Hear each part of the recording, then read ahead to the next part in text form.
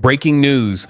Berea is buzzing with one of the most intriguing shakeups of the preseason. The Cleveland Browns front office isn't tapping the brakes, even in the middle of a crowded, high-stakes roster battle. A whirlwind of moves has fans and insiders talking, and we're diving into every twist. Picture this. Cleveland's defensive front is already a fortress. Pro Bowler Myles Garrett is wrecking shop. Isaiah McGuire and Alex Wright are clawing for every snap.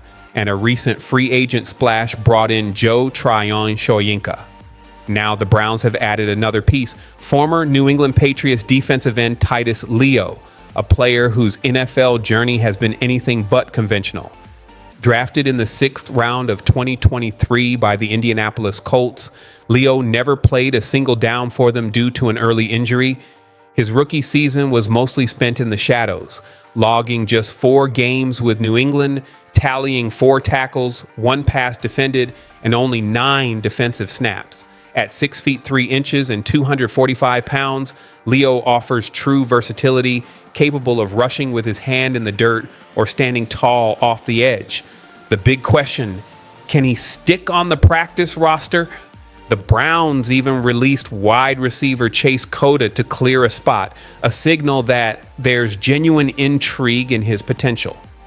Breaking into this rotation, however, won't be easy, especially with defensive tackle depth anchored by Malik Collins, Mason Graham, Mike Hall Jr., and Shelby Harris, and with linebacker Jeremiah Owuzu-Koramoah sidelined for the season. There's an outside shot Leo could carve out a hybrid role if he flashes in camp. But while the defense reloads, the real soap opera is unfolding under center. The Browns currently have 6 quarterbacks on the roster. With Deshaun Watson sidelined, the battle for week 1 is a high-stakes chess match. Joe Flacco, Kenny Pickett, Dylan Gabriel, Shedeur Sanders, and newly signed Tyler Huntley are all vying for position. Gabriel, a 3rd-round pick this April, was already the subject of multiple trade offers within hours of being drafted. Teams had reportedly pegged him as high as a 4th-round talent based on his pre-draft interviews and mental processing, silencing critics who claim Cleveland reached for him. Unless a team makes a blockbuster offer, it's unlikely the Browns move him now. Huntley, as the newest arrival, is the most expendable, and Watson's injury means he won't take up a 53-man roster spot. Head coach Kevin Stefanski is playing it close to the vest. According to Mary Kay Cabot, he could name the Week 1 starter as soon as the 2nd preseason game against the Eagles wraps. That decision is pivotal. Cleveland's final tune-up against the Rams is August 23rd, and having a quarterback set by then allows the offense to fully sync before the Bengals come to town on September 7th. Right now, Flacco holds the QB 1 crown. Pickett and Gabriel are nursing injuries, and despite Sanders' electric 14 for 23, 238-yard, 2-touchdown debut against Carolina, he remains buried at QB 4. The irony? The only healthy young quarterback is the one sitting near the bottom. The staff's emphasis on experience and system familiarity keeps Flacco on top for now, but this story is far from over. If Gabriel or Pickett miss more time, Sanders could leapfrog into meaningful reps. And if Cleveland opts not to carry 4 quarterbacks into the regular season, a trade involving either Gabriel or Sanders suddenly becomes a real possibility. So here's the burning question for Browns fans. With the defensive line undergoing a makeover, a quarterback room bursting at the seams, and the clock ticking toward week 1, where should Cleveland's true focus lie? Do they roll the dice on the upside of a young passer like Sanders or Gabriel, or ride the steady battle-tested hand of Joe Flacco? And defensively, will Titus Leo prove to be a hidden gem or just a training camp footnote? Could Titus Leo become the unexpected depth weapon who delivers when the lights burn brightest? Or will he be just another preseason footnote? Browns fans, the stage is set, and the tension is thick enough to cut with a blade. The quarterback drama alone would be enough to keep the dog pound glued to every practice update. But the stakes for 2025 raise the heat even higher. This is a franchise that tasted the playoffs in 2023 behind the NFL's top-ranked defense, only to watch that same unit take a step back last season. Now, Cleveland is trying to resurrect that dominance with fresh firepower in the trenches and a quarterback puzzle as unpredictable as the city's late-season weather. Every preseason snap feels magnified, not just because jobs are at risk, but because the front office has made it clear they'll shuffle the deck without hesitation if it means fielding a contender by week 1. For Titus Leo, the climb is steep.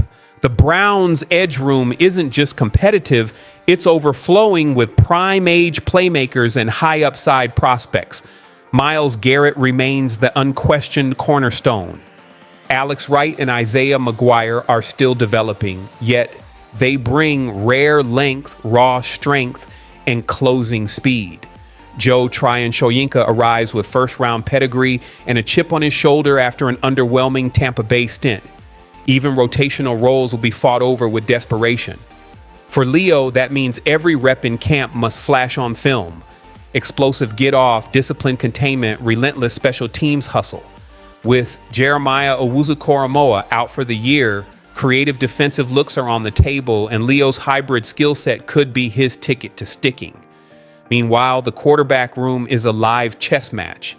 Kevin Stefanski's patience in naming a starter might not just be about evaluation, it could be tactical. Joe Flacco's experience makes him the safe week 1 choice against Cincinnati's aggressive front. Kenny Pickett's pocket mobility and Dylan Gabriel's quick decision-making each bring unique wrinkles. And then there's Shedeur Sanders, the rookie wild card. If he delivers another efficient performance in week 2 against the Eagles' backups, the roar from fans to elevate him will only grow louder. But Stefanski knows preseason highlights can fade fast when real game plans target a young QB. That's why Sanders remains low in the rotation despite his eye-catching debut, forcing him to prove his spark wasn't a one-off. Looming over all of this is the trade market. Multiple teams sniffed around Gabriel during draft weekend. If another franchise comes calling with a mid-round offer before cut-down day, Cleveland has a decision to make. Carrying 4 quarterbacks is a rare luxury, and depth elsewhere may demand sacrifice. This is what makes the 2025 Browns preseason different. It's not just a battle for starting jobs, it's a fight for roster survival. Veterans like Flacco know how to play the long game. Rookies like Sanders and Gabriel are treating every snap as an NFL audition tape. Titus Leo is fighting to prove he belongs alongside Pro Bowl talent. And through it all, the coaching staff is trying to build not just the most talented 53-man roster, but the right mix of youth, experience, and adaptability to survive a grueling 17-game campaign. The tension keeps building. Will Flacco's calm veteran hand guide the offense into September? Will Stefanski roll the dice on the future and hand the keys to a young QB? Will Titus Leo crash the defensive rotation and become this camp's breakout underdog? When the Browns line up against the Bengals in week 1, will we see a team sharpened into a contender by the chaos of preseason or one still searching for its identity? Browns fans, time is running out. You've seen the moves, heard the rumors, and you know the stakes. Who should take the first snap in week 1? Should Cleveland trust experience or gamble on youth? And defensively, could Titus Leo be the surprise spark this roster needs?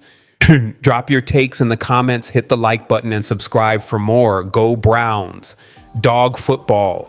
Here's your ultimate destination for everything Kansas City Chiefs. Over the past decade, the Chiefs have redefined what it means to build a modern NFL dynasty. But as the 2025 season looms on the horizon, even the league's most formidable franchises aren't exempt from pressure. Behind every championship banner and confetti-filled parade lies a front office navigating harsh deadlines, looming salary cap challenges, and agonizing personnel decisions, all in pursuit of maintaining excellence around a generational quarterback. With cornerstone players approaching contract negotiations, veteran stars edging toward the twilight of their careers, and unexpected league-wide opportunities arising, Kansas City enters a critical juncture, one that could define the next decade at Arrowhead. Nothing is promised. Not another Super Bowl push, not locker room cohesion, not even coaching staff stability. As tension escalates behind the scenes, the organization faces urgent, high-stakes questions. Can the Chiefs lock in a burgeoning superstar in the secondary before the market skyrockets? Will they fortify the offensive and defensive lines, even if it means setting new financial precedents? Might a polarizing trade shift the balance of power in the AFC or unravel it altogether? The choices made in the coming weeks will either cement the dynasty's foundation or begin to erode its core. Let's break down the latest developments in Kansas City. But first, a quick favor. If you enjoy deep dives like this, smash that like button. It goes a long way in supporting the channel. Thank you for being part of the Chiefs community. The front office is actively exploring long-term extensions for several rising stars, and at the center of these negotiations is standout cornerback Trent McDuffie. On July 1st, Arrowhead Pride analyst Rohan Chakravarthy conducted a league-wide review of top-tier cornerback contracts and outlined a forward-thinking deal for McDuffie. He emphasized that with the CB market trending upward, the Chiefs would be wise to secure McDuffie's future sooner rather than later. Chakravarthy projected a 3-year, $97 million extension with a staggering $80 million in full guarantees. Factoring in McDuffie's existing rookie deal, which includes the 2025 season and a 5th-year option for 2026, the total payout balloons to $113.24 million. His breakdown highlights how the additional years would essentially be grafted onto McDuffie's rookie scale contract. For reference, cornerback Derek Stingley Jr. signed a 5-year, $113 million deal with 2 years left on his rookie agreement. Though McDuffie's projected average from new money sits at $32.33 million annually, the blended annual value over 5 years lands closer to $22.65 million, a more feasible figure in today's cap landscape. A glaring inconsistency in the league's collective bargaining rules has also impacted McDuffie's valuation. Despite earning first-team and second-team All-Pro honors, achievements generally more prestigious than Pro Bowl appearances, McDuffie's 5th-year option remains undervalued.